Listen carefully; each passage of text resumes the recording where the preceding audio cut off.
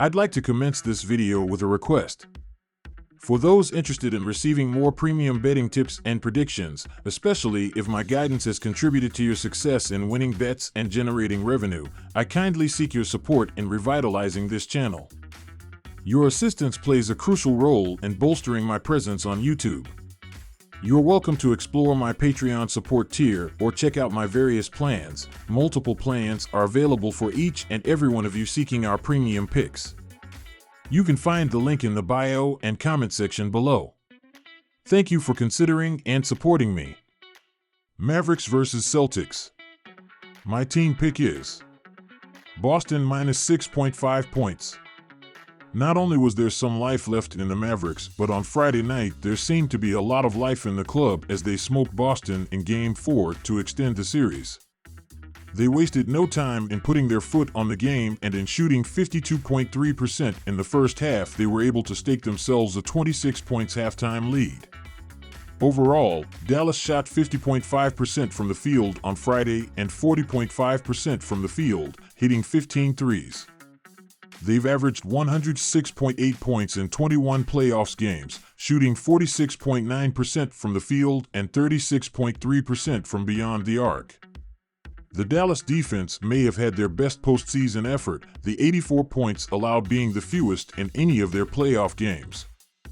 They forced 14 turnovers and had 7 steals and 2 blocks. They were also able to gain control of the glass once again, grabbing 52 rebounds in their win.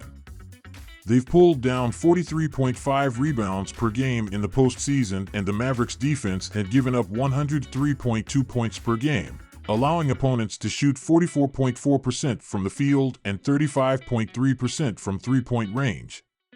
Luka Doncic and Kyrie Irving were again the driving offensive forces for the Mavericks, scoring 74% of the points that the team's 5 starters contributed to the Game 4 victory. Luka shot 12-26 and Kyrie 10-18, but combined they went 1-14 from beyond the arc. Derek Lively too chipped in with a double-double off the bench, leading Dallas with 12 rebounds, 7 of them on the offensive end, and scoring 11 points. After the first 3 games of the series, it seemed as if the Mavericks were going to roll over and play dead and just allow the season to conclude. Friday night was the first time 6 tries this season, including the regular season, in which the Mavs took down the Celtics either SU or ATS, which they did both. The concerning thing about that win for Dallas was that once again they were a 2-man show. Their 3 starters not named Luka or Kyrie scored a combined 18 points. They were very limited on time, but the team should still be looking to get them more involved, and they are not. Then there is the Kyrie TD Garden factor coming back into play. The former Celtics guard has struggled mightily at the Boston Arena, averaging 16 points in his 3 games there this season. He seems truly rattled by the crowd in this place, and it shows in his performance. Boston will need Al Horford to step up down low, especially with the massive question mark that is Porzingis. I think that's where this game is won, and I think it tilts in the home team's favor. Take Boston to cover. My total pick is under 209.5 points. The Celtics were ill-prepared to close things out as they were smoked off the line in Game 4, scoring just 21 points in the first quarter and 14 in the second. They shot 29.7% from the field in the first half and 36.3% overall in the loss.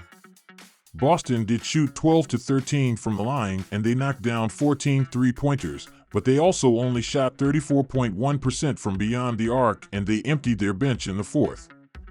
The Celtics are scoring 108.9 points per game in the postseason, shooting 47.1% from the field and 36.1% from three-point range over their 18 games. The defense was run over for the first time in this series, and it really never got better as Dallas scored at least 30 points in 3 of 4 quarters. They forced just 9 turnovers out of the Mavs, blocking 5 shots and making just 2 steals on the night. Boston was only able to get to 31 rebounds in the loss.